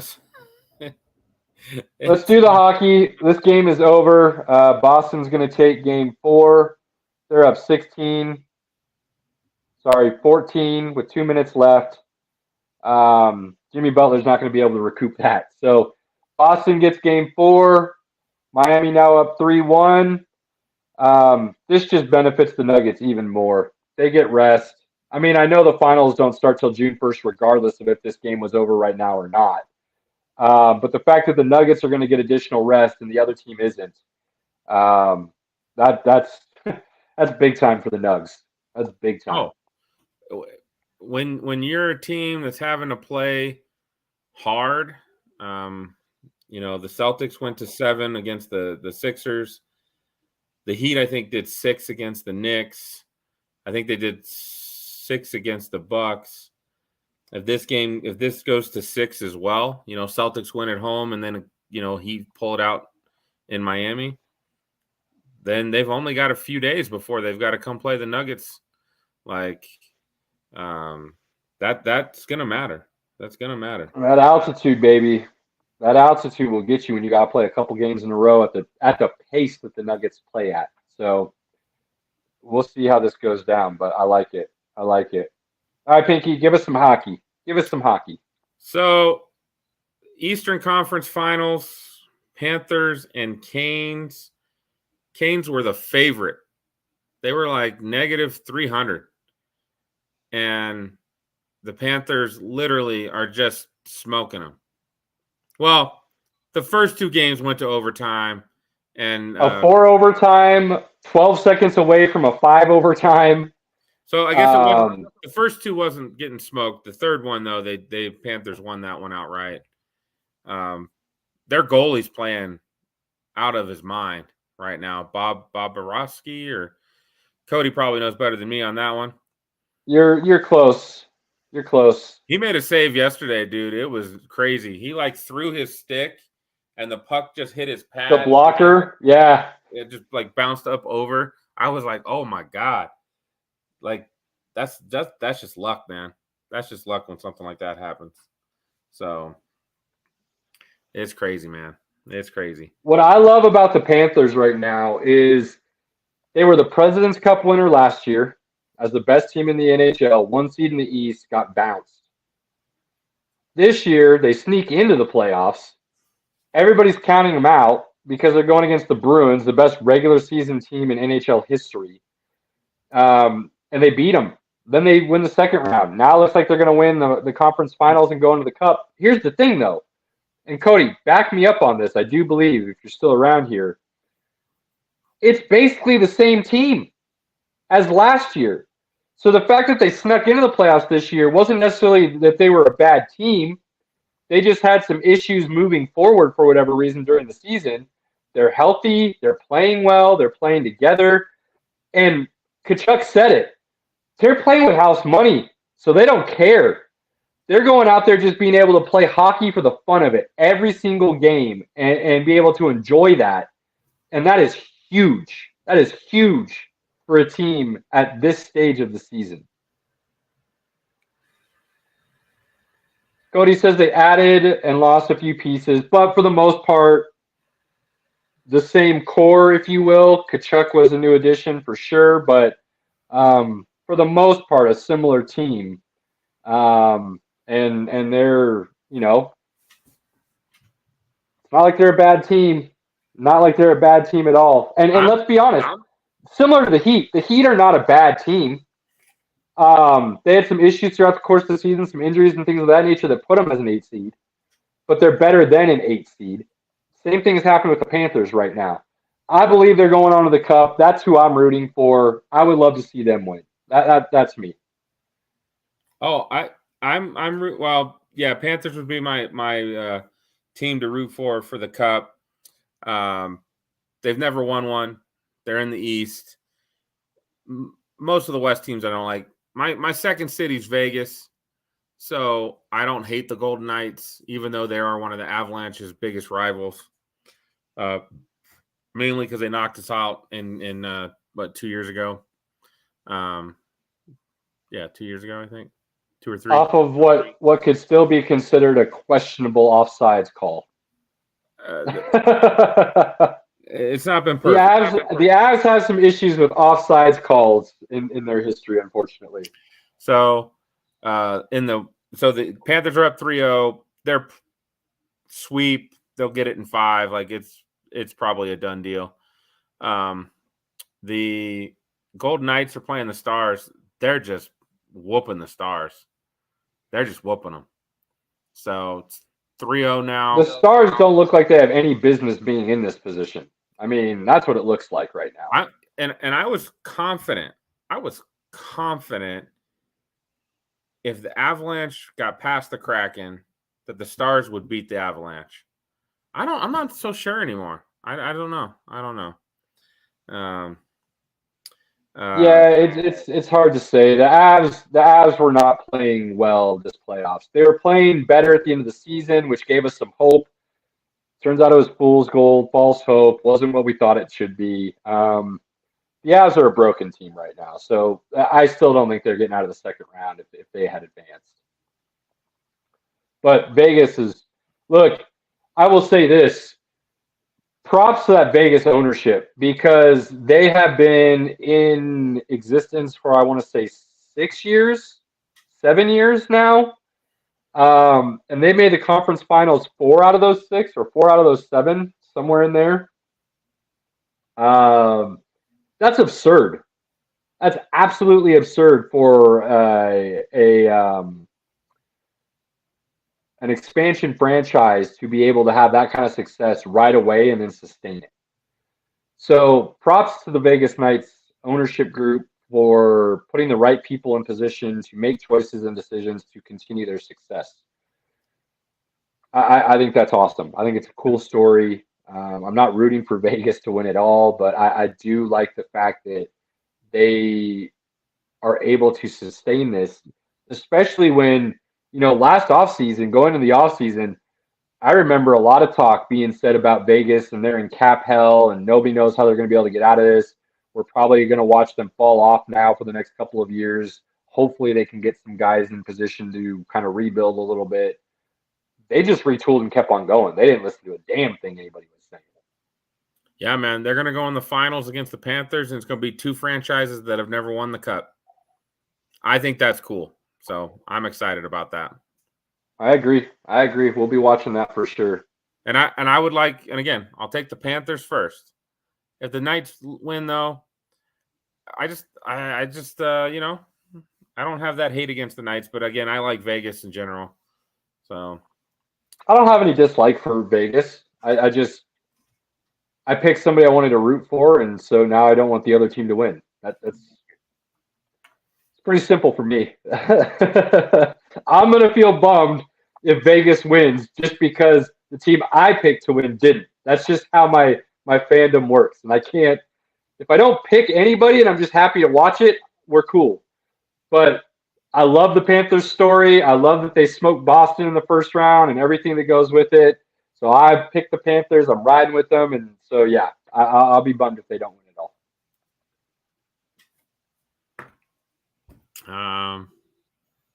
I guess that's hockey right now, man. I mean, it's not even close series. It's 3-0, 3-0, so not really much to dive into.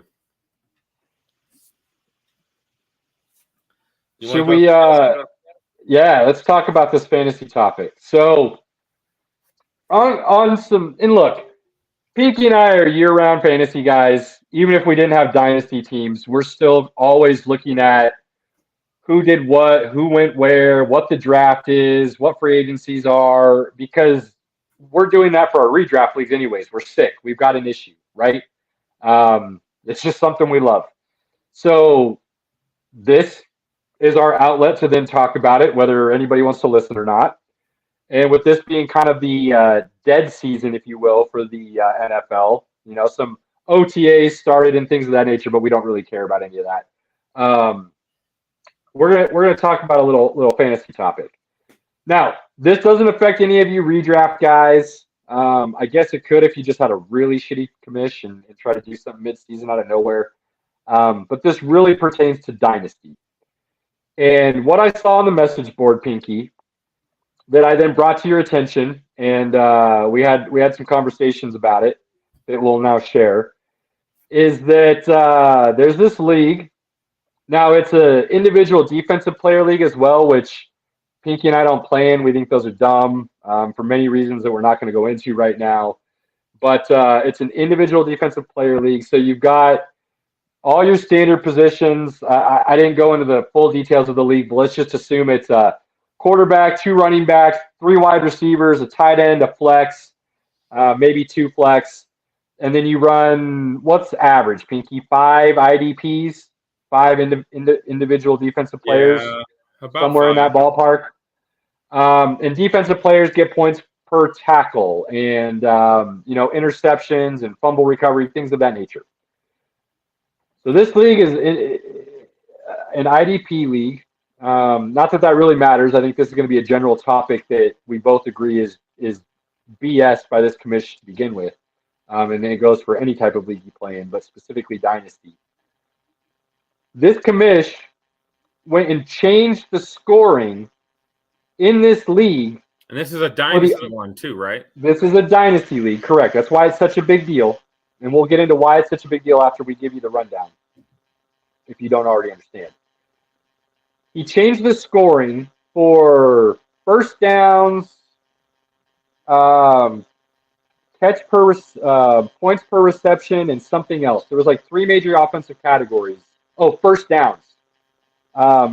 Offensive player first downs was the other one. And he knocked by at least 50%.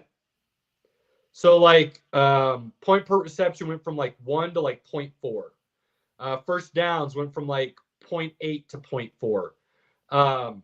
All in all, based on my own quick calculations, you're looking at a roughly 30% swing in scoring because this commissioner wanted the offensive and defensive scoring to be more equal.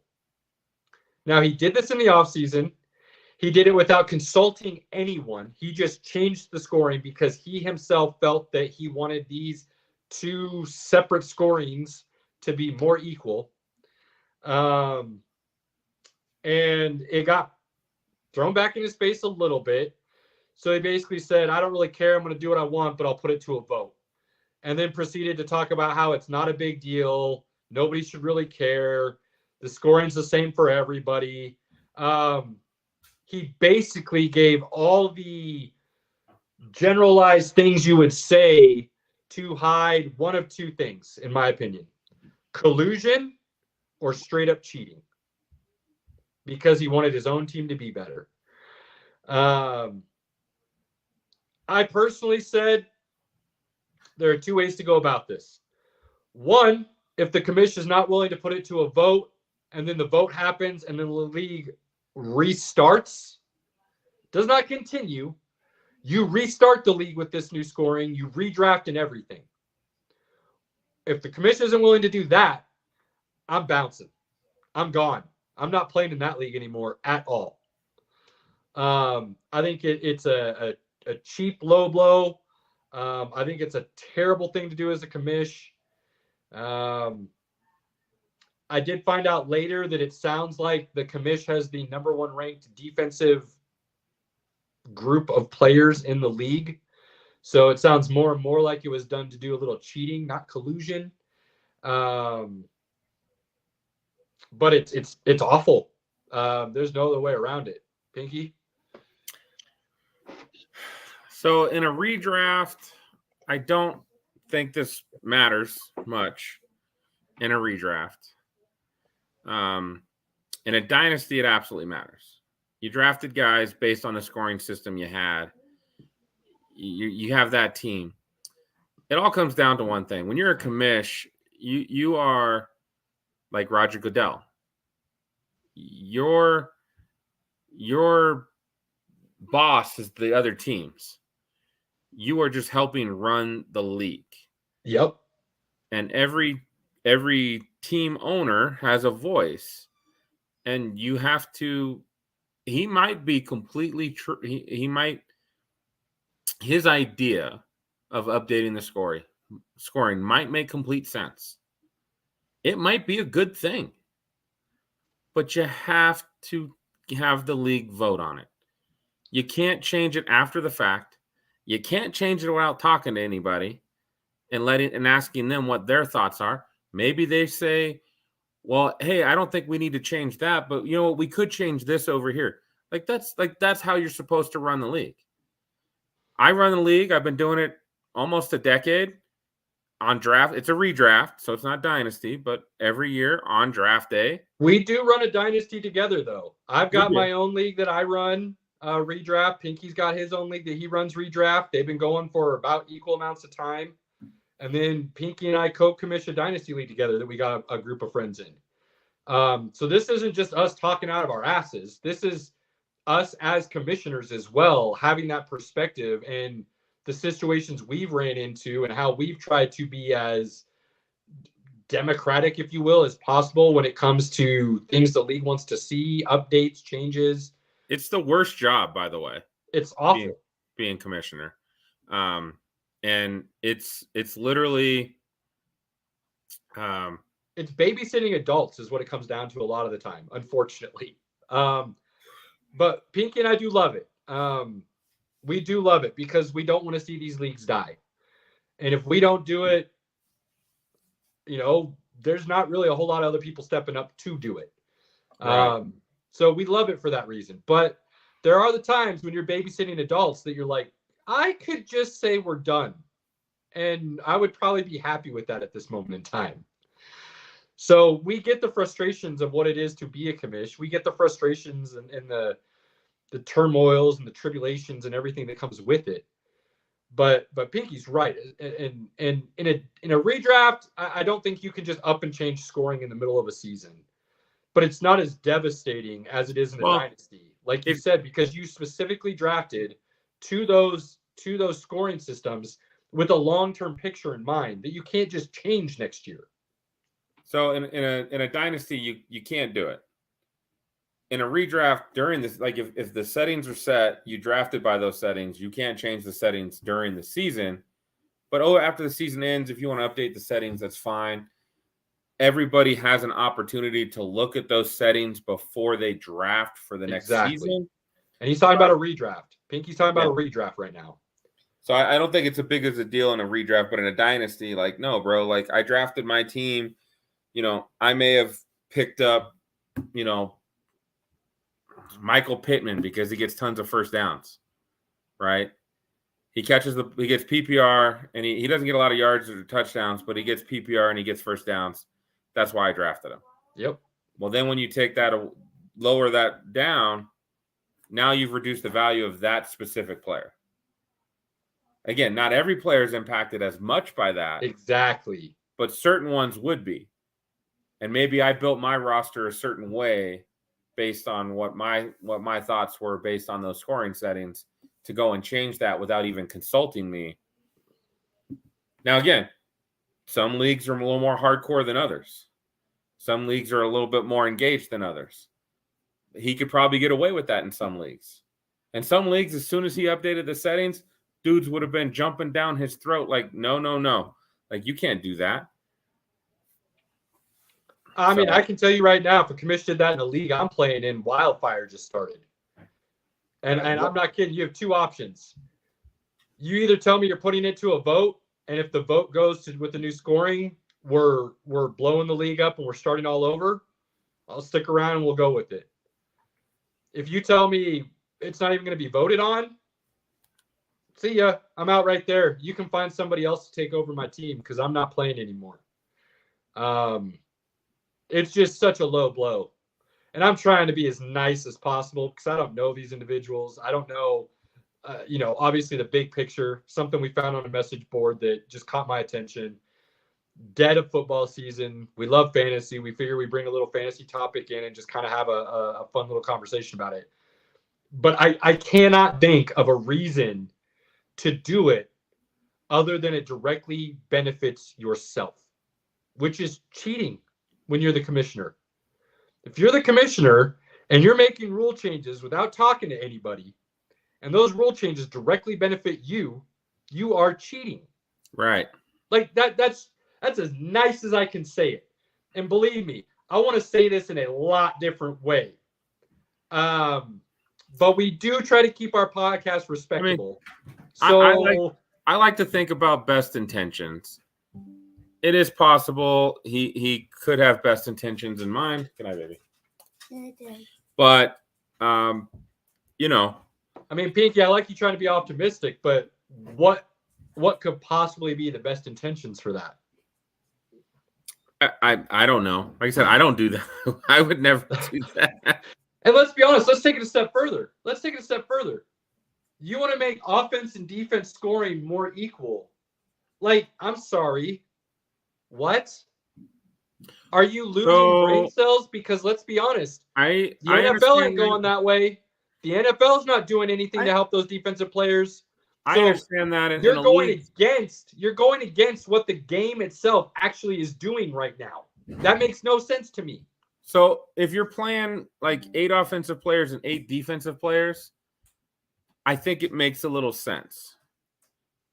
I think it does, because you could spend more of your value drafting the best defensive players and not the best offensive players, so you could build your roster a little bit differently. I think there's some sense there. The problem is if you're still playing 8 offensive players, but you're only playing 5 defensive players every week, you're already playing with a larger offensive roster. So you shouldn't be trying to, equal the points up. Here's where I would agree with you. This is how I would agree with that sentiment. Is if the changes that were made were to give the defense more scoring, not take scoring away from the offense. Then I would understand that, because it's like going from standard scoring to PPR. I still personally love standard scoring. I can't find anybody else that will play with me, but I still love standard scoring because you got to draft differently. You're not looking at points per reception. The scores are going to be lower, and people have a hard time looking at low scores. They want to see high scores, just like the NFL wants to see high scores. So if you're going to change the scoring anyway, it should be adding points to the defense, not taking points away from the offense. Right. So even in the changing of the scoring, he screwed up.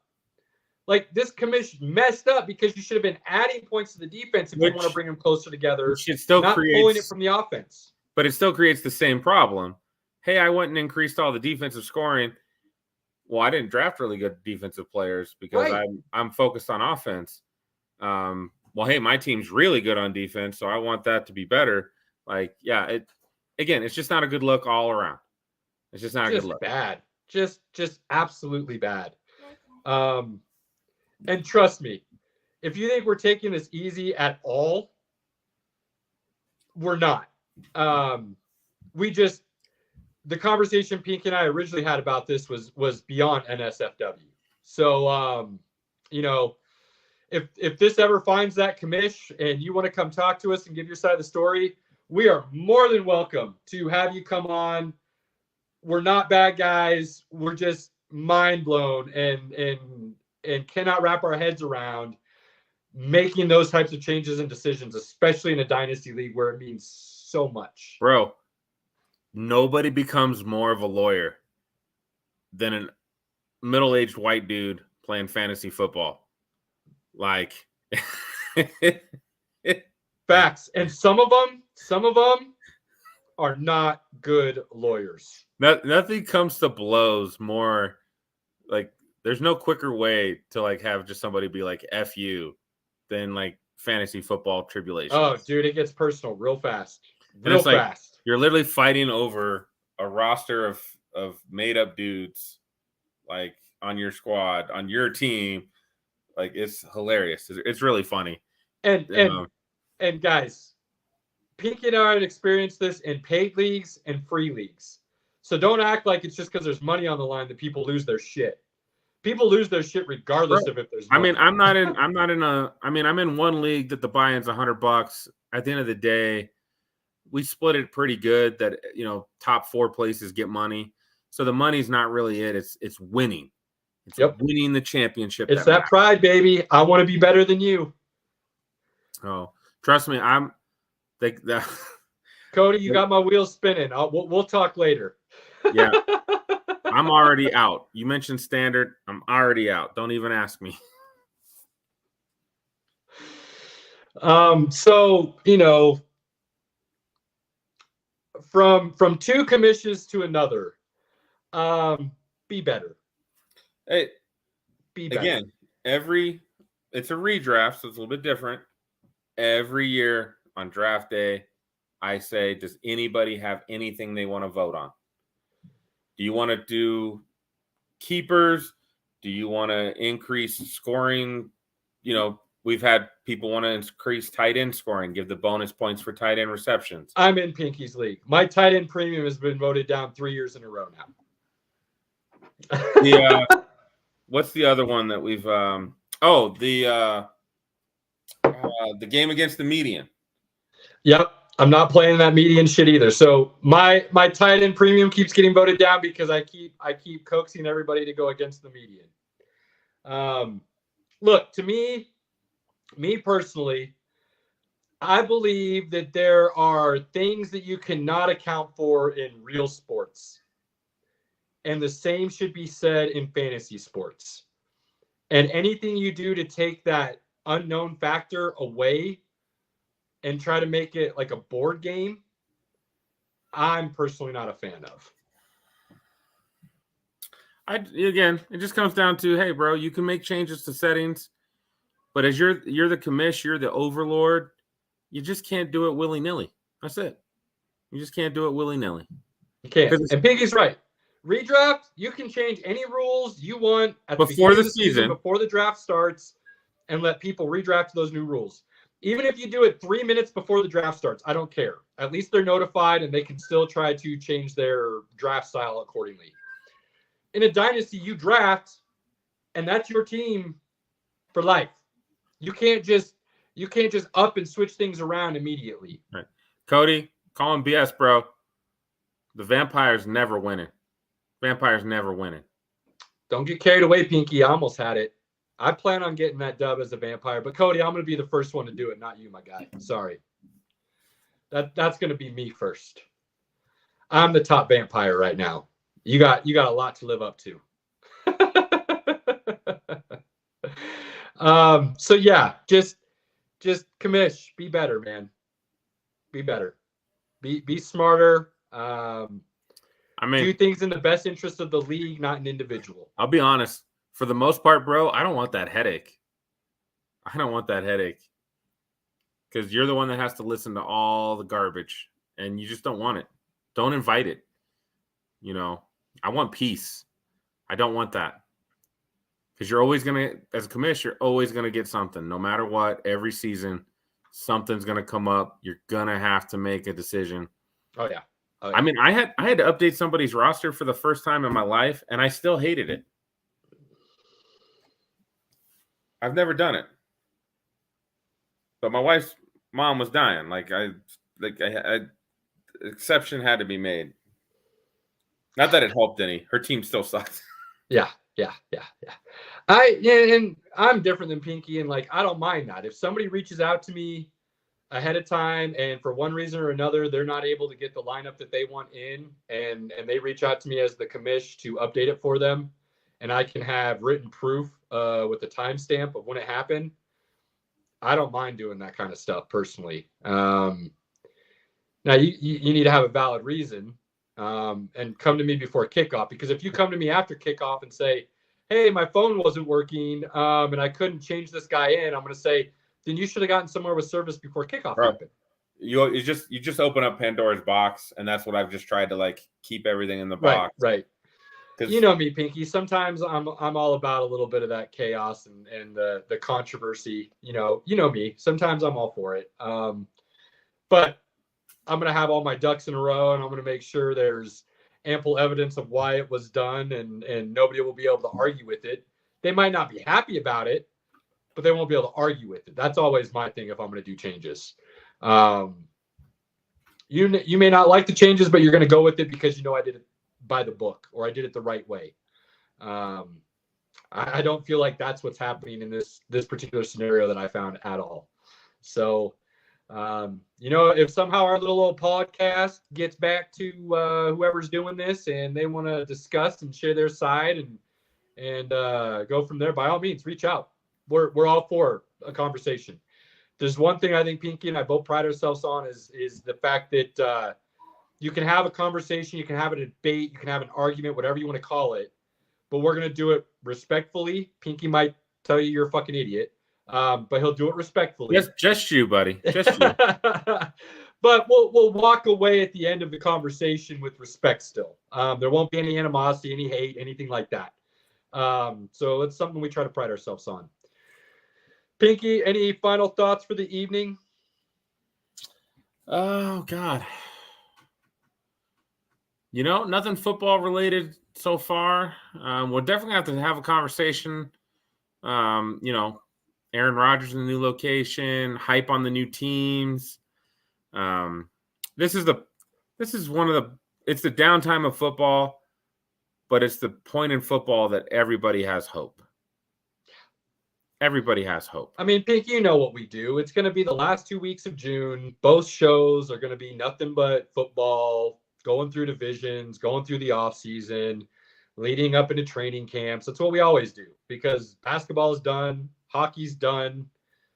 We're not spending an hour talking about golf unless we have a guest on who's giving us a bunch of cool stories. It's football. Brooks Koepka. And we don't talk baseball because our baseball guys have completely abandoned us. So baseball we'll talk about in the fall, or if something really crazy cool happens. But other than that, we're not just talking daily baseball. I didn't bet against my team. I bet the over on my team, the Braves, tonight. The Dodgers won 8-1, so the over hit.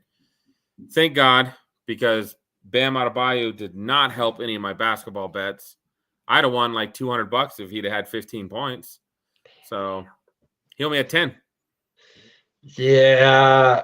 Adebayo is he's a perplexing basketball player right now because he's got the ability to kind of break into that next level of star. Not quite on the superstar level, but definitely a star in this league. And he kind of teeters on that edge right now, and I can't quite figure him out. Right. So it'll be interesting to see how he proceeds. I don't have anything else. We'll be talking Nugs next week. We'll be previewing NBA Finals. Is Backlash this weekend? No, it's I think it is. Tournament of Champions or something like that, isn't it? Backlash was earlier. Tournament of Champions is this weekend. Yeah. WWE. Yeah. Yeah, buddy. So, a little something there that people can get up on. Pinky and I really get heavy on the wrestling come SummerSlam. We'll talk about that again come SummerSlam because we'll be sitting down watching that and trying to figure out our records for every team in the league. That's become our new tradition, right? Am I wrong on that? That's our new tradition. Yeah, we're gonna do that. SummerSlam, and we go through everybody's schedule and pick records. It's very humbling on how wrong I am. So. Not just you, buddy. Both of us. We were bad last year. We were bad. We got to find our system. We'll find our groove. I feel like last year we let too many emotions get involved. Where we usually keep emotions out, we're usually pretty good about that. I think last year we really let the emotions get involved, and kind of ate us alive. I've watched tons of guys right after the schedule comes out. They do their win-loss predictions. The majority of them are wrong. So yes, absolutely, and we knew that. But we were hoping we'd be a little more accurate than what we ended up being. We do have Tournament of Champions, and it will be it is on Saturday. Okay. So all right. Well, Pinky. Hopefully. That'll be fun. Although Roman Reigns is not got his belt up for grabs. His 2 belts are not up for grabs. I know. How's it a Tournament of Champions if he hasn't got his belts up for grabs? I don't think he's gotten the 1,000 days yet. I think they're still trying to get him to that 1,000-day mark. So they can't test the waters yet. You know what I mean? He'll lose him at SummerSlam. I'm pretty sure that's going to be the storyline now. I'm convinced actually that's going to be the storyline. Hopefully. So we'll see. Hopefully. All right, buddy. But dude, appreciate you. To everyone out there, we can't thank you enough for the support. However you show it, just know it's greatly appreciated. And as always, do not take that time with that circle, your friends, your family, whoever you have in that inner circle, your loved ones. Do not take that time for granted. Cherish it each and every moment. Spend that quality time whenever you get an opportunity to, and then spend the rest of the time with us. Yeah, everybody's welcome. Hit us up on Twitter, Facebook, YouTube. Hit that smash like, subscribe button. Check out our other shows. We just got another one on the MHRT network. We got the Orange and Brew podcast be playing on Thursdays. I've listened to them before. I mean, more Bronco stuff. If you want to talk Broncos, there's a lot of shows on this network to talk Broncos. A lot of shows for you. We'll talk Broncos on the back burner. We like to talk the NFL as a whole. We'll talk Broncos when there's a need to talk Broncos. The Broncos releasing McManus, we're not going to make a storyline about. I mean, I don't like it, but I don't like going into the unknown of not having a good kicker. When you release McManus, who's an above average kicker. If you thought you were going to be a good team, you wouldn't have released your kicker. That's all I'm going to say about that. And then they bring in Brett Meyer, which for most of the season, field goal wise, wasn't horrible. Just couldn't kick an extra point in the playoffs. I don't know. Paying the same dollar amount either way, pretty much. Veterans. So we appreciate you all. Love everybody. Go love everybody you know. Spend that quality time. Cheers to you all. We're out. Peace.